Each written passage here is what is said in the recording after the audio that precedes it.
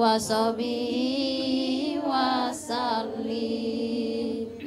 Allahumma sholli ala sayyidina Muhammadin tibil qulubi wa dawaiha wa afiyatil abadani wa sifaiha wa nuril absari wa diyaiha wa ala alihi wa sahbihi wa sallim. Mimbar agama Islam, kuatkan iman, syiarnan lembut, kun fayakun, istiqomalah. Masya Allah, tabarakallah, amin, Allah Maha Besar. Assalamualaikum warahmatullahi wabarakatuh. Waalaikumsalam warahmatullahi wabarakatuh. Alhamdulillah, alhamdulillah, alhamdulillahirabbil alamin. Wassalatu wassalamu asyrafil anbiya'i wal mursalin wa ala alihi wa ashabi ajmain, amma ba'du. Pemirsa Mimbar Agama Islam yang dirahmati Allah Subhanahu wa taala, pertama-tama dan utama marilah kita panjatkan puji syukur kehadirat Allah Subhanahu wa taala karena atas nikmat imannya, nikmat Islam dan nikmat sehatnya kita semua masih berkumpul di studio TVRI dalam acara Mimbar Agama Islam bersama saya Dina Rahman. Dan kedua, salam serta sholawat tak lupa kita junjungkan selalu kepada baginda Rasulullah SAW. Semoga kita semua yang berada di studio maupun di luar studio mendapatkan syafaatnya di yaumil akhir nanti. Amin amin ya rabbal alamin. Pemirsa Mimbar Agama Islam dimanapun berada, hari ini tentunya Dina tidak sendiri. Telah hadir bersama Dina di studio Ustazah Sri Khatun SSMSI. Assalamualaikum warahmatullahi wabarakatuh. Waalaikumsalam warahmatullahi wabarakatuh. Mbak Dina cantik. Alhamdulillah. Apa kabarnya? Sejumnya baik-baik saja. Sehat selalu. Makasih banyak, makasih banyak. Alhamdulillah kita kembali bertemu ya. Iya. Iya. Amin, amin. Amin amin ya rabbal alamin. Dan pemirsa, tidak hanya Ustazah Sri Khatun telah hadir di studio dan akan menemani Dina selama kurang lebih 1 jam ke depan, yaitu bunda-bunda dari Majelis Taklim Baitur Rahman Batu Plat. Assalamualaikum warahmatullahi wabarakatuh. Waalaikumsalam warahmatullahi wabarakatuh. Insya Allah semangat mendengarkan tausiah dari Ustazah Sri Khatun ya bunda-bunda ya. Amin, insya Allah. Oh. Dan pemirsa, sebelum kita memulai Mimbar Agama Islam, marilah kita dengarkan lantunan ayat suci Quran surah Al-Ahzab dari Bunda Rusia Bani dan juga Bunda Irawati Tamrin.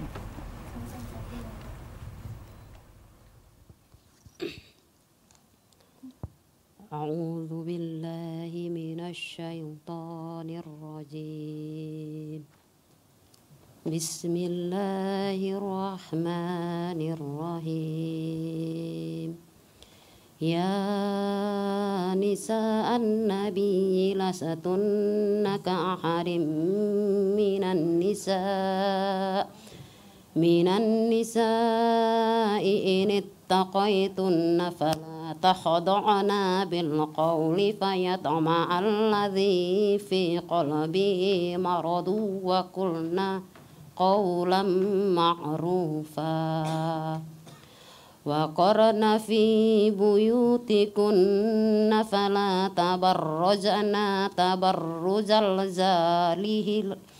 jahiliyatil ula wa aqimnas salata wa atinaz zakata wa ati'na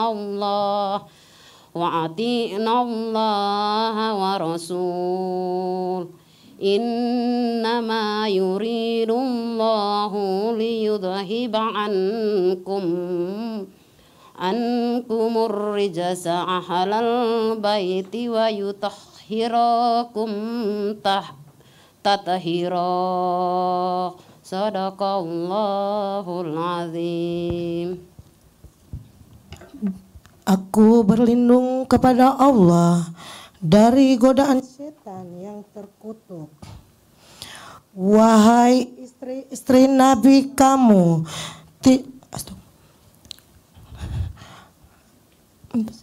aku berlindung kepada Allah dari godaan setan yang terkutuk dengan menyebut nama Allah yang Maha Maha Pengasih lagi Maha Penyayang.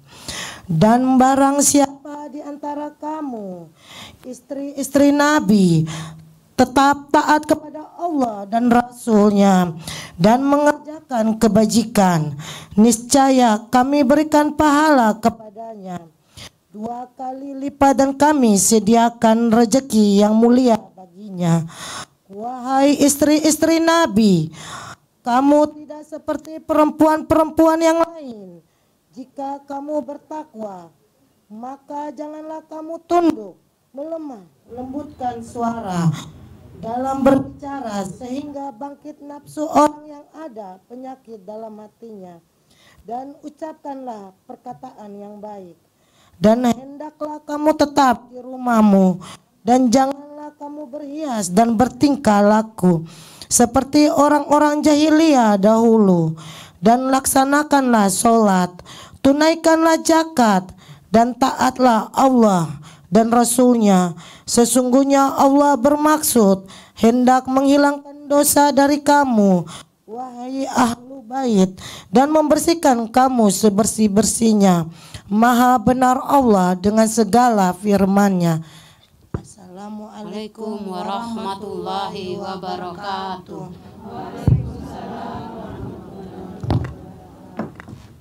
Beragama Islam, kuatkan iman, syiarnan lembut, kun fayakun, istiqomalah. Masya Allah, tabarakallah, amin, Allah Maha Besar. Pemirsa mimbar agama Islam yang dirahmati Allah Subhanahu wa Ta'ala, berkembangnya era globalisasi membuat wanita mendapatkan kesempatan yang luas untuk bekerja. Namun demikian, wanita juga masih memiliki tanggungan, yaitu menjadi ibu rumah tangga. Lalu, bagaimana pandangan Islam mengenai perihal ini? Tentu saja hari ini kita akan membahas tema yang terkait kiprah wanita karir dan ibu rumah tangga dalam Islam. Untuk itu, Bunda Sri Khatun, bagaimana Islam melihat ini? Manakah yang lebih baik di antara kedua ini? Silakan. Baik, Mbak Dina, terima kasih banyak. Terima kasih. Assalamualaikum warahmatullahi wabarakatuh. Waalaikumsalam warahmatullahi wabarakatuh. Ibu-ibu soleha semua sehat ya? Alhamdulillah. Ya. Saya lihat senyumnya cantik-cantik, tapi masih ada ketegangan. Masih ada tegang. Ya, kita slow, kita santai ya. Sore hari ini kita sama-sama memberi, saling men-share terkait bagaimana sih perempuan sebagai wanita karir dan juga berperan ganda sebagai ibu rumah tangga. Tadi di Quran Surat Al-Ahzab ayat 32 juga telah dibacakan oleh Sari Tilawah dan maaf Ibu Qoriahnya Ibu Bunda Rusia dan Bunda Irawati. Di situ disampaikan kepada istri-istri Nabi hendaklah melaksanakan kebajikan. Jadi tentunya perintahnya bukan hanya pada istri-istri Nabi, tapi pada istri siapapun, pada perempuan di muka bumi ini hendaklah melaksanakan kebajikan. Artinya apa? Peran kebajikan itu muaranya nanti pada amal soleh. Jadi kita diminta oleh Allah Subhanahu wa Ta'ala, disampaikan kepada Nabi bahwa sungguhnya antara ilmu dengan amal itu sama nilainya. Jadi ketika kita berilmu tanpa kita mengamalkan percuma, atau ketika kita beramal tanpa tahu dasar ilmu juga itu sia-sia. Tetapi bagaimana sih agar amal kita itu menjadi amal yang menjadi amal yang baik, menjadi nilai ibadah? Nah, kita tahu bahwa ada beberapa pandangan ulama yang mengatakan bahwa perempuan cukuplah di rumah. Ya, ibu-ibu sering mendengar itu ya. Nggak usah sekolah tinggi-tinggi, ujung-ujungnya akan di dapur. Nah, ini sebenarnya pernyataan atau statement yang keliru, ibu-ibu semua, karena perempuan juga diberikan posisi yang sama, diberikan hak yang sama untuk bekerja. Di mana dikatakan bahwa ketika seseorang melakukan kebaikan dengan bekerja, maka disitulah akan merubah nasib dia menjadi baik. Orang bekerja itu untuk apa sih, Bu? Ya kan? Kira-kira perempuan-perempuan ini mau bekerja itu untuk apa sih? pertama pastinya untuk merubah nasib ya, untuk merubah dari tadinya kita tidak makan, kita bisa makan. Simpel aja Bu, di dalam rumah misalnya ketika kita lapar, apa yang harus kita lakukan? Tidak mungkin, Tuhan, ya Allah, turunkan aku makanan, aku lapar. Kan nggak mungkin gitu ya. Pasti kita bekerja, kita masak. Sebelum masak kita apa yang kita lakukan, ibu-ibu? Ke pasar, beli sayur, beli lauk pauk. Untuk apa? Kita olah.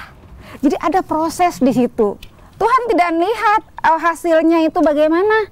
Yang Tuhan lihat adalah bagaimana ketika kita berusaha mencari rezeki melalui pergi ke pasar, kemudian mengolah makanan itu menjadi sesuatu yang layak dikonsumsi untuk kita, untuk fisik kita, diri kita, dan untuk keluarga kita. Itu ada kebajikan di dalamnya. Pun juga ketika kita berkeinginan untuk keluar rumah. Bagaimana sih hukumnya ketika perempuan memutuskan untuk berkarir di luar rumah? Nggak masalah Bu, ya. Islam tidak pernah melarang seorang perempuan berkiprah atau berkarir di luar rumah. Boleh-boleh saja selama memiliki etos kerja yang baik, bertanggung jawab atas apa yang dikerjakan. Itu pasti kita dengan enjoy, kita dengan nyaman melaksanakan pekerjaan dan pasti akan mendapatkan feedback yang baik ya Mbak Dina ya. Seperti hari ini kita lihat Mbak Dina ini selain sebagai pembawa acara di sini, juga beliau sebagai notaris. Perempuan yang staf notaris ya, iya benar. Artinya kiprahnya Mbak Dina juga di luar rumah juga ada dan berkecimpung dengan banyak orang ya, bertemu dengan relasi yang banyak dari segala lini ya, apakah itu orang besar, orang kecil ya, kaya miskin, tua muda, semua bisa kita ketemu ketika kita bekerja. Nah, bagaimana kita menjaga adab kita agar pekerjaan kita, karir kita itu tidak mengganggu harga diri kita? Ya pastinya Mbak Dina niatkan dulu. Kita bekerja ini niat apa sih? Katakanlah, ibu-ibu mohon maaf, ibu-ibu mungkin ada di sini yang statusnya single parent. Ada ya, Masya Allah, tabarakallah, hebat banget. Saya sangat akui kehebatan seorang single parent yang mampu mencari nafkah, berperan sebagai pencari nafkah. Padahal sebenarnya perempuan itu bukan tugasnya mencari nafkah. Benar nggak ibu-ibu? Ya mencari nafkah itu kan laki-laki ya. Tapi kita boleh kok. Berniatnya apa? Untuk memperbaiki kehidupan keluarga, bukan untuk mencari nafkah. Tetapi ketika single parent pasti punya peran mencari nafkah ya. Nah, itu pertama, niat. Kita barengi niat kita, istiqomahkan niat kita bahwa saya bekerja untuk diri saya, keluarga saya, untuk merubah hidup saya. Seperti yang Allah sampaikan, Allah berfirman bahwa sesungguhnya hanya Engkau lah yang merubah nasibmu ya. Aku tidak akan merubah nasib kaum itu selain kaum itu yang merubah nasibnya sendiri. Jadi baik buruknya kita yang kita dapatkan pasti kita melalui proses pekerjaan. Sehingga ibu-ibu semua pastinya kita barengi niat kita, luruskan niat kita untuk mencari ridho ilahi dengan merubah nasib hidup kita. Dan yang kedua pastinya menjaga adab. Kadang-kadang ya kita lupa itu Mbak Dina, kadang merasa bahwa kita punya posisi karir tinggi ya, kita abaikan kondisi rumah tangga kita ya. Ibu-ibu mohon maaf, mungkin di sekitar kita ada bapak-bapak kita atau suami-suami kita yang nggak ada kerja misalnya, atau tukang mohon maaf atau misalnya pekerjaan suami di bawah kita. Kadang-kadang kita abai dalam melaksanakan tanggung jawab kita di rumah ya. Misalnya bangun pagi, ada peran ganda yang diperuntukkan bagi perempuan ketika dia memutuskan untuk berkarir di luar rumah. Nah, apa sih? Ya dia sebagai ibu rumah tangga, sebagai ibu, sebagai istri dulu, sebagai istri dan sebagai ibu. Perannya apa? Ya ini kadang-kadang juga ini ada sedikit mispersepsi ibu-ibu semuanya, Mbak Dina juga. Kadang-kadang kan laki-laki menganggap bahwa sektor dapur adalah sektornya perempuan. Nah ini yang salah kaprah. Sehingga apa? Apa jadinya? Terbengkelai pekerjaan rumah tangga.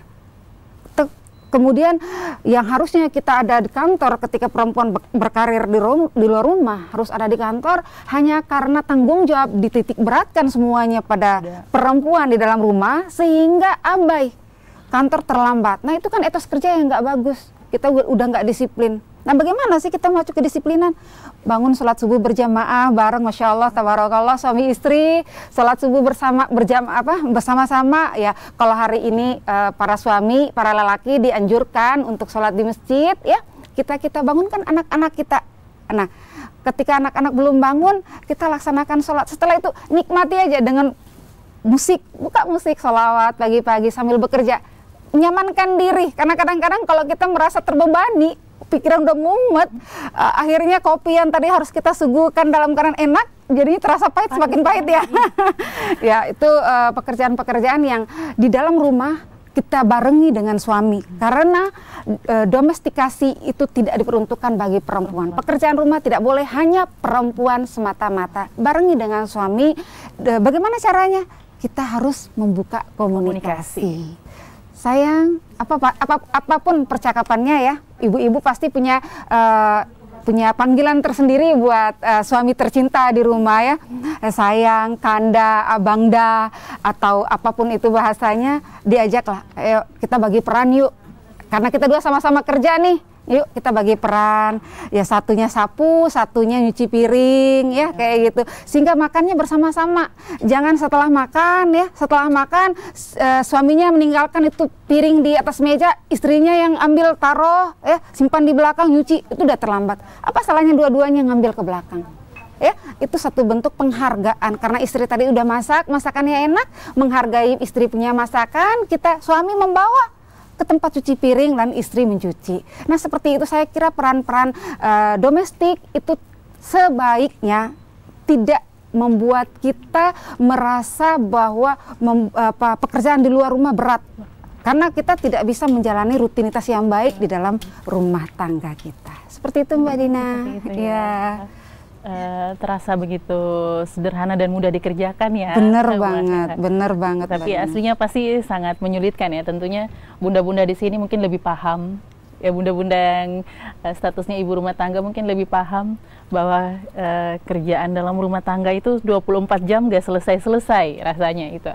Ya mungkin bunda-bunda semua ada yang ingin berdiskusi dengan Ustazah Sri Khatun, silakan. Yang paling depan bunda, silakan. Jangan lupa disebutkan namanya. Baik, Assalamualaikum warahmatullahi wabarakatuh. Nama saya Lindawati. Saya ingin bertanya, memang kita sebagai wanita itu agak riskan masalah pekerjaan, karena wanita itu di kodratnya itu harus di rumah, katanya seperti itu. Walaupun sebenarnya wanita mencari pekerjaan atau bekerja itu hukumnya sebenarnya sunnah, boleh-boleh saja. Asal tidak melanggar kodratnya sebagai seorang wanita atau istri dan ibu. Yang jadi pertanyaan saya begini Ibu, bagaimana komunikasi yang bagaimana sehingga rumah tangga kita, kadang-kadang kan kalau kita sudah jadi wanita karir egonya agak tinggi terhadap suami, apalagi pendidikan, terus pekerjaan suami di bawah kita. Komunikasi yang bagaimana sehingga rumah tangga ini tidak menjadi polemik. Artinya berjalan tetap berjalan, kita yang istri itu tetap bekerja tapi tidak mengorbankan rumah tangga. Baik, terima kasih. Assalamualaikum warahmatullahi wabarakatuh. Assalamualaikum warahmatullahi wabarakatuh. Komunikasi lagi ya. Baik, benar. Tidak ada yang dikorbankan. Betul banget Mbak Dina. Saya terima kasih banyak Ibu, mohon maaf. Ibu Lindawati. Terima kasih, sangat bagus ya pertanyaannya. Bagaimana sih kita agar komunikasi kita baik, produktif ya, sehingga saling menghargai karena masing-masing kita punya pekerjaan. Nah kadang-kadang nih ya ibu-ibu, mohon maaf sekali lagi bahwa ketika perempuan di dunia kerja dia diposisikan pada jenjang karir yang tinggi dibandingkan dengan suami, yang pasti kalau kita punya karir tinggi dibarengi juga dengan gaji ya, salarinya di atas sedikit dari suami. Kadang-kadang kan kita merasa ini ego, kita merasa bahwa gaji saya lebih besar kok gitu ya. ya suka-suka saya dong mau mengolah, karena gaji adalah milik saya pribadi. Perempuan itu tidak dianjurkan, tidak diwajibkan loh menafkahi keluarga, sehingga gaji hanya menjadi milik perempuan, hanya menjadi milik apakah dia istri ataukah dia ibu, yang tugasnya memberi nafkah adalah suami. Tetapi apa iya seperti itu, Bu? Kan begitu. Karena kalau kemudian gaji menjadi pemicu terjadinya konflik, ya itu ada sesuatu nih, ya kan? Ada masalah. Komunikasi yang paling penting. Seperti apa kita membangun komunikasi, Mbak Dina, Ibu Linda? Ya, kata orang bahwa tempat tidur itu bisa membuat segala sesuatu menjadi baik atau segala sesuatu bisa menjadi buruk. Ya, kita terlahir, semua di dunia ini terlahir dari tempat tidur. Betul nggak? Maka mulailah komunikasi, seringan atau seberat apapun komunikasi, masalah diselesaikan di tempat tidur. Tapi itu bukan solusi terakhir. Artinya ketika menyelesaikan persoalan di atas tempat tidur, selesai hari itu. Kadang-kadang perempuan ini masalah yang 3-4 tahun lalu ketika konflik diungkit lagi. Nah, ini yang tidak konsisten siapa? Gitu kan, ego kemudian membuat perempuan-perempuan cenderung menganggap diri lebih dibandingkan dengan laki-laki. Nah, komunikasi pertama bahwa saling mengutarakan niat, saling meminta maaf, itu yang paling penting. Kita kalau perempuan ya, ini karena saya adalah istri, saya adalah ibu, kadang-kadang ego saya ya sebagai istri, ngapain saya minta maaf? Situ dulu dong, ya, situ dulu dong yang harus minta maaf. Kadang-kadang, nah, dengan minta maaf kepada pasangan kita tidak menurunkan derajat kita, Bu. Pasti, justru Allah akan senang. Ingat, ketika seorang perempuan abai terhadap pelayanan kepada suami, malaikat enggan untuk memasuki rumah kita. Ya, jadi yang paling inti adalah saling minta maaf, keterbukaan. Ketika sekecil apapun masalah yang dirasakan, saya nggak suka nih Mbak Dina, jangan menceritakan pasangan kita, keburukan pasangan kita, gajinya pasangan kita yang sedikit kepada orang lain, apalagi kepada mertua, kepada keluarga. Itu karena kita menerima. Paling penting adalah ketika kita menikahi seorang laki-laki, maka apapun yang berkaitan dengan hidup dan kehidupan dia harus juga kita pegang. Itu juga menjadi bagian dari hidup dan kehidupan kita, sehingga saling berterima, ibu-ibu, saling terbuka, saling berterima, agar mencapai keluarga sakinah mawadah warohmah. Nah, kadang-kadang juga Mbak Dina, Ibu Linda, ada laki-laki yang minta, nih, gaji saya udah lebih besar nih, saya bisa kok hidupin kamu, berhenti ya kamu dari kerja. Nah, kira-kira kalau seperti itu, ibu-ibu diperhadapkan dengan realita, kira-kira mau nggak ibu-ibu? Mau nggak? Ibu-ibu mau nggak ketika suami mengatakan, udah kamu berhenti kerja aja karena gaji saya melebihi dari gaji kamu? Mau? Insya Allah. Ya, itu bagian dari hak, saya kira. Dan lagi-lagi pertanyaan, jawabannya apa? Jawabannya adalah dikomunikasi. Kenapa? Karena tidak semua orang mencari pekerjaan karena salarinya, karena gajinya, tetapi karena kenyamanan.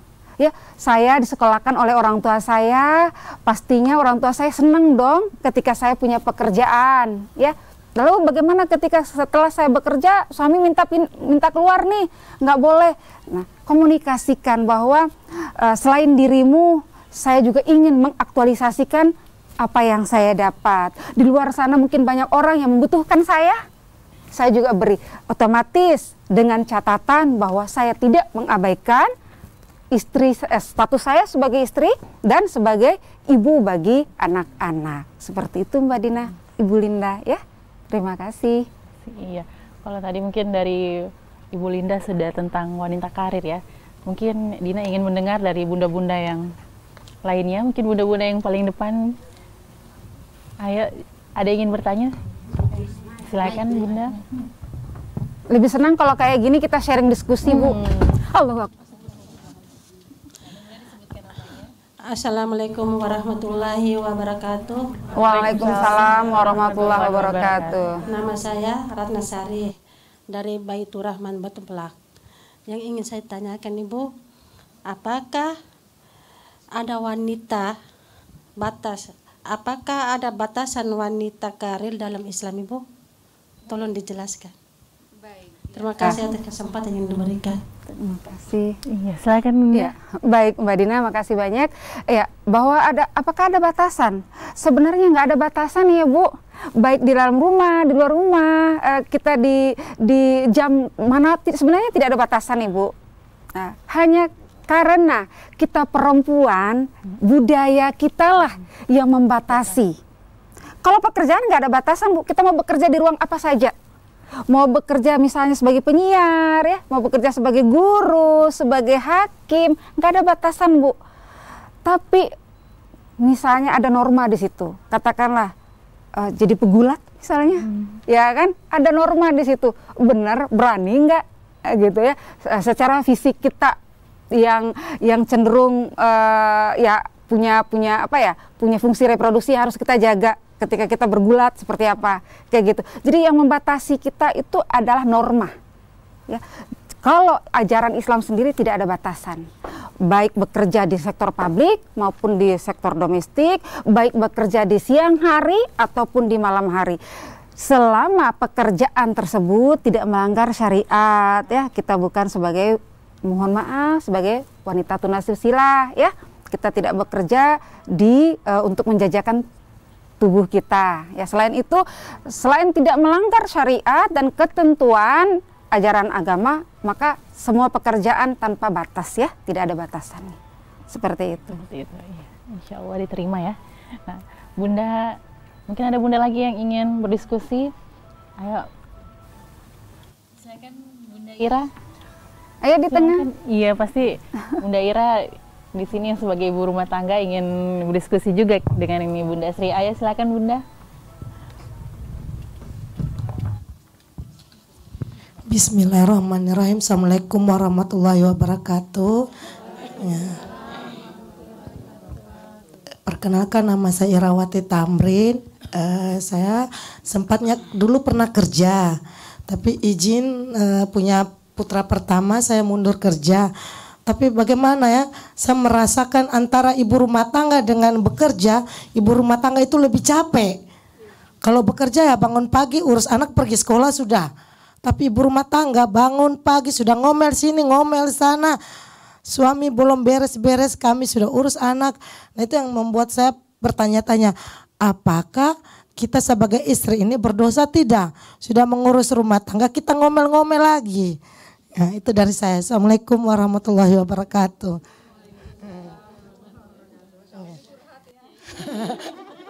4/7 ya. Kerjaan nggak ada selesai-selesai. Terus mungkin bapak suaminya datang dan langsung ongkang kaki semisalnya. Sedang dan ini kerjaan dalam rumah tuh nggak selesai-selesai gitu. Kepala mau pecah ya. Gimana nih mengatasinya? Iya Mbak Ira, makasih banyak Mbak Dina. Betul ya, lagi-lagi bahwa kita perempuan itu kapan sih berhenti kerja? Nah, hal yang membuat kita kemudian mengabaikan pekerjaan domestik itu karena menganggap pekerjaan domestik itu kan nggak punya gaji. Saya nggak ada gaji gitu. Jadi laki-laki, istri statusnya, ibu statusnya diabaikan oleh suami, diabaikan oleh ayah karena kamu nggak ada kerja nih. Selalu bilang nggak ada kerja, sedangkan dari bangun tidur sampai menjelang tidur, bahkan tengah malam juga kita harus dibangunkan hanya untuk bekerja. Kalau tujuan dari sebuah pekerjaan itu adalah upah, pasti ya. Kalau kita bekerja ingin mendapatkan upah nggak? Nah, upah itu kan tidak mesti harus bersifat material, betul nggak ibu-ibu? Pasti upah yang kita inginkan lebih dari itu. Upah apa? Pahala dari Allah Subhanahu wa Ta'ala. Itu yang kita harapkan. Mau kita ngomel, mau kita diam, itu bagian dari apa yang kita rasa. Karena wajar dong ya, kita sebagai ibu, sebagai istri, kalau beban pikiran tumpuk, suami tidak mengimbangi, suami memberikan kita sepenuhnya pekerjaan domestik tanpa berusaha untuk melibatkan diri, mumet nggak Bu? Pecah kepala kita Bu, ya kan, terbengkalai. Jadi kembali lagi bahwa saya menikah dan saya mengabdikan diri saya sebagai istri, sebagai ibu untuk mendapatkan ridho Allah, mendapatkan ridho suami. Itu upah yang paling tinggi, ya. Harga yang paling tinggi yang tidak bisa dinilai dengan apapun, bahkan materi, bahkan gaji. Ya, ya ibu-ibu ya, seperti itu. Sehingga ngomel pun nggak masalah selama masih dalam batas wajar. Jangan maki, ya. Kadang-kadang kita orang timur ini ya Bu, itu bahasa-bahasa binatang semua ada ya. Ya kita ngomong semua deh, semua bahasa binatang. Anak ketika kita nggak bisa menghujat si suami, anak jadi sasaran amarah kita. Nah, kendalikan diri Bu. Kita masih terus belajar. Kenapa? Rumah tangga itu ibadah terlama sepanjang hidup. Pekerjaan ada batas waktu Bu. Pekerjaan di luar rumah, jenjang karir ada batas waktu Bu. Tapi namanya rumah tangga, ya, itu nggak ada batas waktu Ibu. Sampai kita mati baru berhenti. Beda hal kalau bercerai ya, itu ada batas waktu. Tetapi rumah tangga itu nggak ada batas waktu. Maka niatkan semua. Jadi kendalikan diri, belajar. Kita masih terus belajar. Saya sampai dengan hari ini masih terus belajar untuk mengendalikan amarah, mengendalikan emosi. Yang paling kecil aja, paling ringan aja. Mohon maaf ini sedikit curhat juga, ya. Handuk habis mandi suami, handuk sering dibuang. Ya, kaos kaki buka pulang kerja lempar kiri. Ketika kita pulang rumah dalam kondisi capek ngelihat rumah berantakan, apa yang terlintas Bu?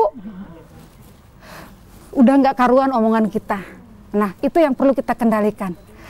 Sering sekali suami saya bilang, apa salahnya, nggak usah mulutmu yang berbicara, kamu ambil, kamu jemur, kamu ambil, kamu lipat. Aduh, berusaha Bu, tekan banget emosi. Apalagi kalau anak datang dengan keriuhannya, ya Allah, main bola dengan kondisi-kondisi yang belepotan, kaki masuk lumpur-lumpur, subhanallah. Itu ujian terberat. Dan rumah tangga itu memberi kita di situ banyak sekali ladang pahala yang kita bisa dapatkan, ya. Itu pekerjaan Bu, kebajikan di situ Bu. Seperti tadi yang Tuhan sampaikan melalui Quran surat Al-Ahzab, titik ladang amal kita yang terindah itu di dalam rumah tangga sebenarnya Bu, ya. Mau saya punya pekerjaan ini, saya nikmati dengan nilai ta'ala, saya niatkan karena saya hanya ingin mengharapkan upah dari Allah. Masya Allah, tabarakallah.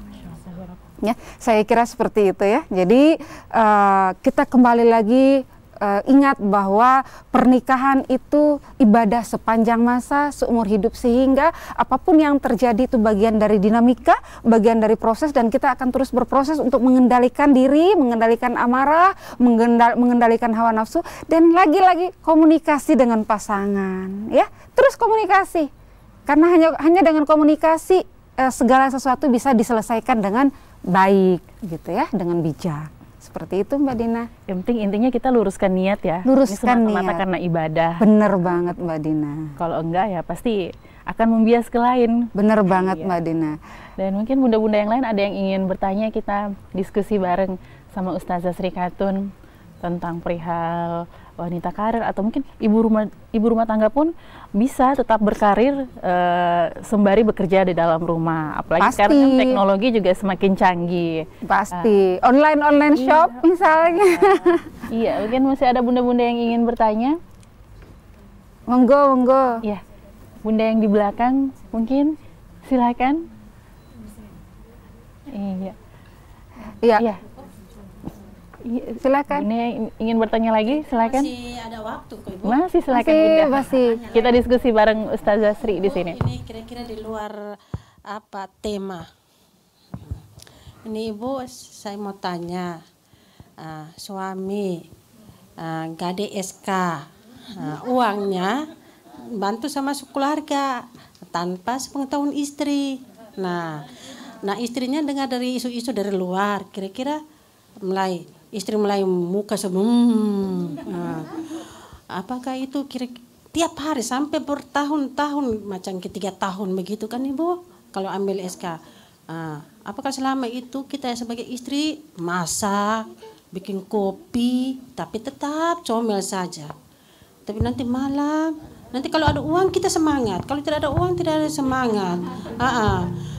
Jadi kira-kira nanti saya bilang mikirin, kalau gitu saya cari uang bantu kalian saja. Jadi suami, ya oke, cari-cari saja.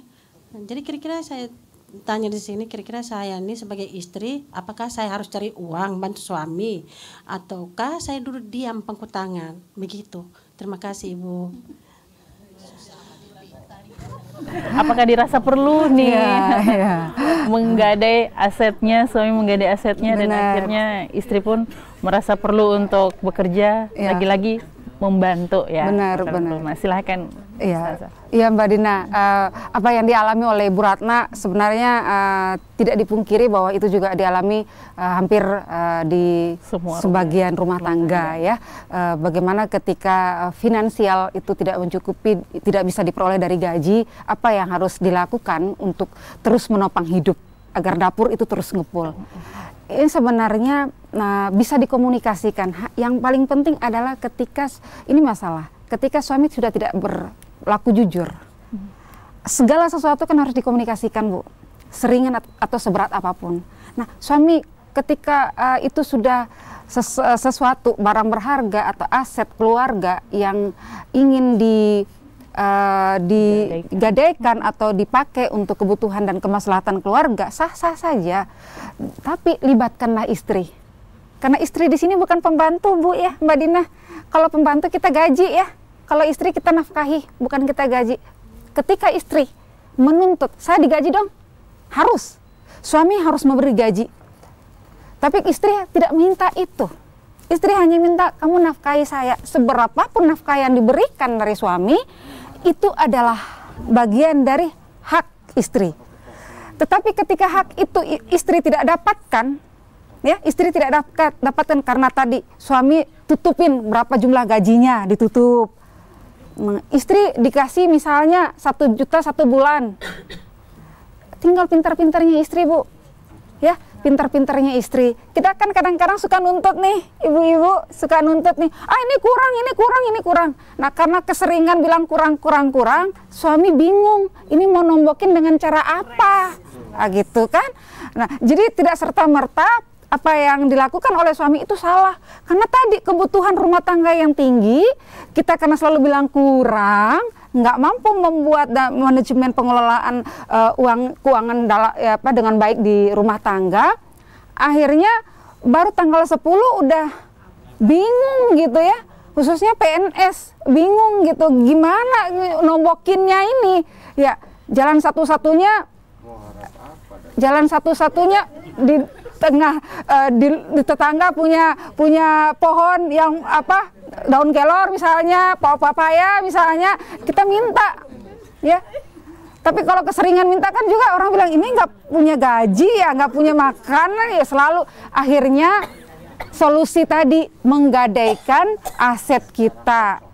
Nah, tinggal ketika tidak dikomunikasikan, tinggal sampaikan bahwa mungkin suami melakukan itu, suami juga mungkin merasa malu karena dia tidak bisa membahagiakan istrinya, anak-anaknya, sehingga diam-diam dia melakukan. Tapi ketika ketahuan, bingung kan? Dari awal harusnya dikomunikasikan, sehingga bisa mencari solusi bersama. Nah, kalau sudah kayak gini, istri udah nggak tahu, lalu istri diminta untuk kerja, nolak, Bu, nolak. Jangan mau, Bu. Diperalatin itu namanya, ya kan? Ini itu diperalat sama suami, karena suami udah nggak jujur sama kita. Kita kan yang bersama-sama membina rumah tangga, betul nggak?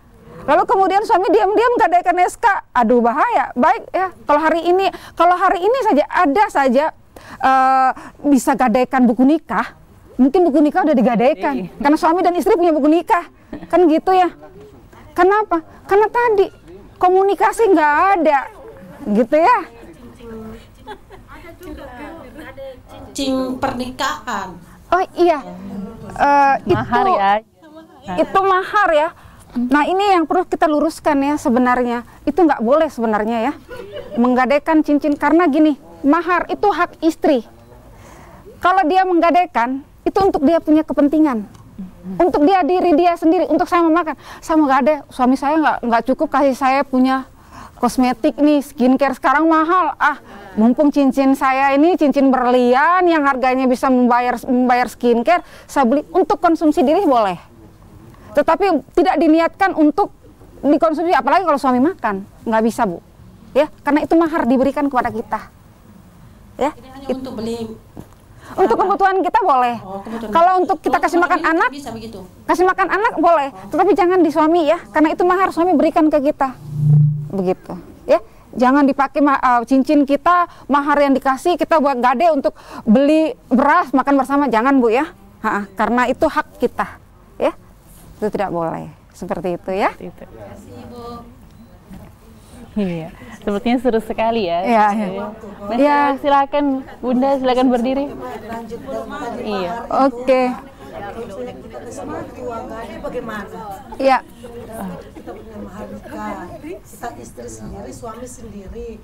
Tapi kalau suami punya kasih ini mamanya gade itu bagaimana? Ya, Gimana baik. nih hukumnya? Ya. Silakan Bunda. Baik Mbak Dina, ya saya menunggu Mbak Dina mengover dulu pertanyaan karena saya ingin jawab langsung nih, nggak boleh ya. Iya. Bagus nih. Iya, jadi gini, kalau mahar itu tidak ada untuk laki-laki. Mahar itu hanya diberikan kepada perempuan. Kalau laki-laki, kadang kan kita sering ya menemukan pasangan yang juga punya cincin kawin bareng. Itu cincin kawin bareng dibuat saja, tetapi bukan mahar. Mahar itu peruntukannya hanya pada istri aja.